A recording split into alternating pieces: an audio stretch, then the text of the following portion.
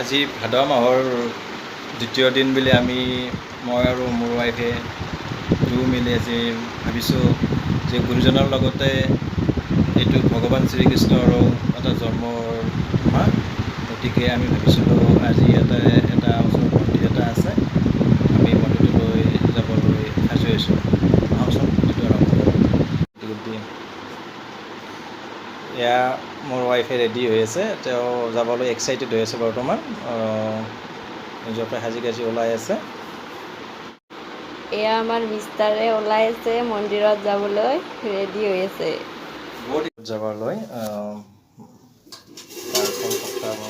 নৈবেদ্যসমূহ আমি ৰেডি কৰি আছোঁ। এয়া মোৰ ৱাইফে তৈয়াৰ কৰি আছে। এয়া আমাৰ মাইনা, নাম বৃষ্টি। আমাৰ ওচৰৰ আমাৰ মালিকৰে এওঁ সৰু কন্যা। গতিকে বৃষ্টিয়ে আমাক আজি মন্দিৰলৈ যোৱাত সহায় কৰিব। আৰু এওঁলোকৰ ওচৰতে মন্দিৰ এটা আছে, শিৱ মন্দিৰ। গতিকে আমাক বৃষ্টিয়ে মন্দিৰলৈ লৈ যাব। কি কয় বৃষ্টি? লাইক কৰি দিবা, শ্বেয়াৰ কৰি দিবা আৰু ছাবস্ক্ৰাইবো কৰি দিবা। Thank you. মন্দিৰলৈ যাবলৈ ৰেডি। এয়া মোৰ ৱাইফ আৰু এয়া আমাৰ ভণ্টি বৃষ্টি। আহক ভিডিঅ'টো আৰম্ভ কৰোঁ। আমি মন্দিৰলৈ যাই আছোঁ খোজকাঢ়ি কাঢ়ি পাহাৰৰ ওপৰত। এইটো খ্ৰীষ্টান বস্তি হয়। ইয়াত আমাৰ অলপমান পাহাৰ উঠিব লাগে। আমি পাহাৰৰ ওপৰত তালৈকে যাব লাগিব। এয়া আমাক ভণ্টি সহায় কৰি আছে মন্দিৰটোলৈ যোৱাৰ। আমি যিহেতু ইয়াত নতুন, আটাইবোৰ চিনি নাপাওঁ, গতিকে আমি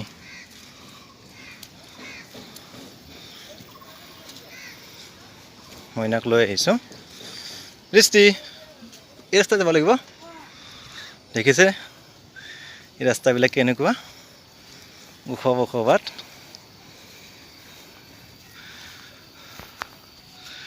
এয়া আমি যাবলৈ ৰেডি হৈছোঁ।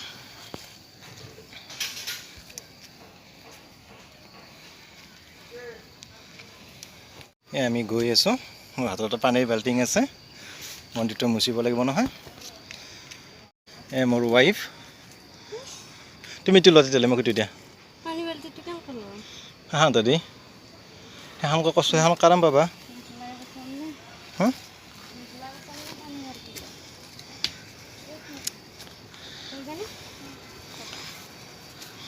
অলপ কষ্ট হৈছে ইয়াত, কাৰণ আমাৰো মোৰ ৱাইফৰ ভৰিখন হেৰি হৈছে। লাহে লাহে যাবা।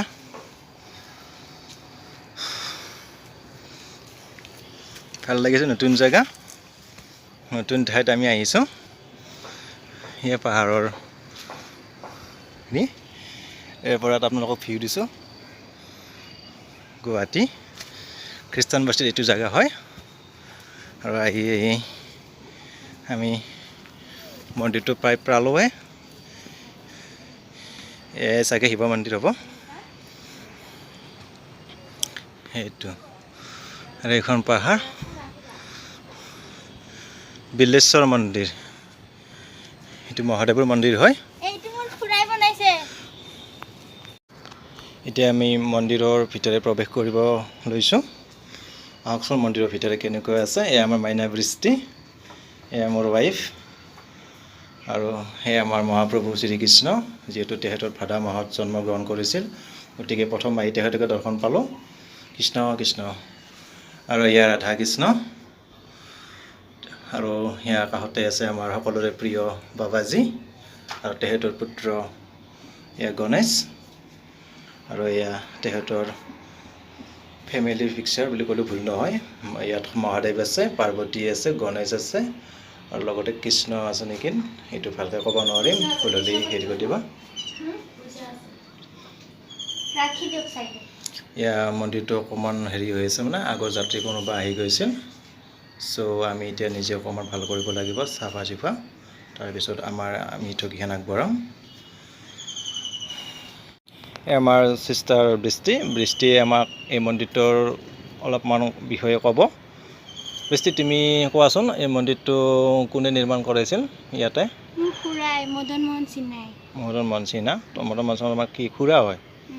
তেখেতে এইটো মন্দিৰ নিৰ্মাণ কৰাইছিল ন এইটো মন্দিৰ ইয়াত স্থাপন কৰিব কিমান বছৰ হ'ল সেইটো মই নাজানো নাজানিবা ন যা নহওক বাৰু এয়া আমাৰ বৃষ্টি যিহেতু আমাৰ এওঁ মণিপুৰী ছোৱালী হয় আৰু এওঁ আমাক এখানি দেখাই দিছে আহকচোন মন্দিৰটো অলপ ওপৰতে ভিউ দি হওঁ এয়া শিৱ নামটো মই ৰাখিছোঁ নামটো আমাৰ এয়া মন্দিৰটোৰ নাম কি বৃষ্টি বিশ্বেশ্বৰ মন্দিৰ আমাৰ এই মন্দিৰটোৰ নাম বিশ্বেশ্বৰ মন্দিৰ এই বৃষ্টি ৰাখিছে এই মন্দিৰটোৰ নাম বৰ ধুনীয়া নাম ৰাখিছে মন্দিৰটোৰ পৰিৱেশখিনি বৰ ভাল লগা যিহেতু পাহাৰীয়া পৰিৱেশ দেখিবলৈ শুৱনি আৰু পাহাৰটো সকলোৰে ভাল লাগে নহয় জানো গতিকে এইটোৱে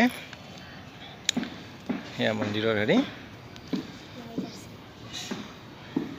আৰু এইখন আমাৰ যে সৰু ল'ৰা ছোৱালী দোলনি দিয়ে এইটো দোলনি এইটো এওঁলোকৰ খুৰাই বনোৱা নিৰ্মাণ কৰা কৃষ্ণ নিজে নিৰ্মাণ কৰা এইটো বৃষ্টি কৰি উঠাচোন তোমাক মই দোলনি দি দিওঁ এয়া আমাৰ চিষ্টাৰ বৃষ্টি অকণমান উঠিছে ইয়াত আমাৰ শৈশৱৰ কথাবিলাক মনত পৰে এনেকুৱাকৈ এজন দোলনি দিয়া যায় আমাৰ আমো ইয়াতে কোনে কোনে এনেকুৱা দোলনিত উঠি পাইছে কমেণ্ট কৰিবচোন কমেণ্ট বক্সত ভাল লাগিব এইটো ভাল লগা বস্তু আৰু আমো এনেকুৱা দোলনি দিছিলোঁ তামোল গছত উঠি এয়া আজি আধুনিক যুগত আধুনিক ষ্টাইল হ'ল গতিকে জনাবচোন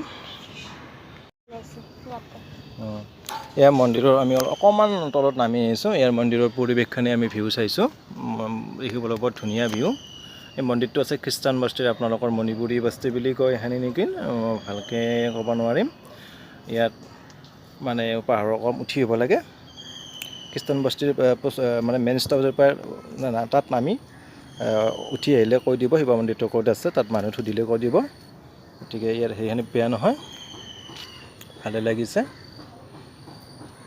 এনেকুৱা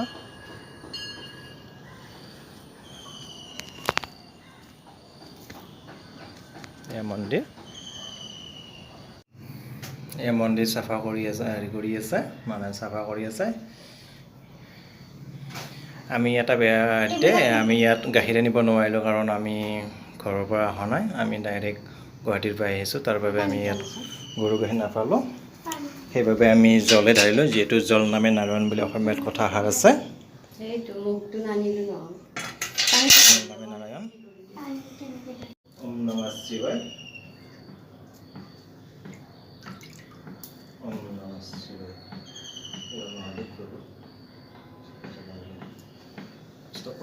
চিষ্টাৰে দুজনে দি আছে লিংগৰ ওপৰত জল ওম নমঃ শিৱায় যাতে সকলোৰে মংগল হয় তাৰে কামনা কৰিলোঁ গণহে নমঃ ওম মহাদেৱে নমঃ ওম গণহে নমঃ ওম মহাদেৱে নমঃ ওম গণহে নমঃ ওম মহাদেৱে নমঃ ওম গণহে নমঃ ওম মহাদেৱে নমঃ ওম গণহে নমঃ অকণমান মানে থাল দিয়াত অসুবিধাৰ বাবে আমি ইয়াতে দিলোঁ যাতে ভগৱানে একো দায়িত্ব নধৰে আৰু ইয়াত তেওঁৰ চৰণত এটা সেৱা ল'লোঁ যাতে তেওঁ আমাক সকলো সুখ শান্তি কৰাই আনে আমাৰ জীৱনলৈ ওম নমঃ শিৱায় বলো ওম নমঃ শিৱায় বল বম বম ওম নমঃ শিৱায় জয় মহাদেৱ জয় শিৱ শংকৰ জয় কৈলাশপতি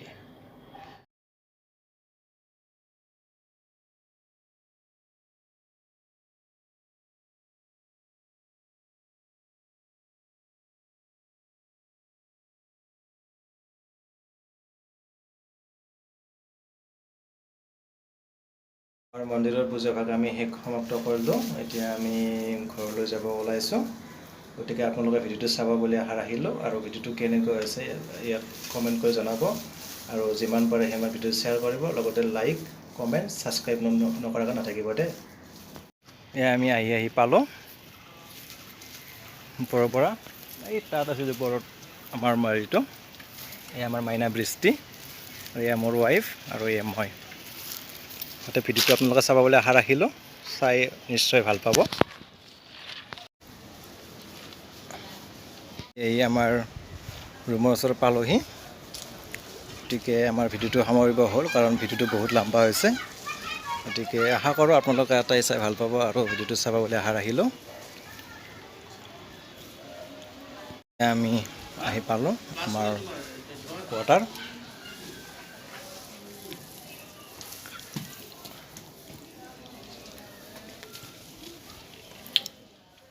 এই আমাৰ কোৱাৰ্টাৰ, এই কোৱাৰ্টাৰৰ পৰিৱেশ সেউজীয়া সেউজীয়া। এইটো আমাৰ ৰুম আৰু এয়া আমাৰ মাইনা পুষ্টি।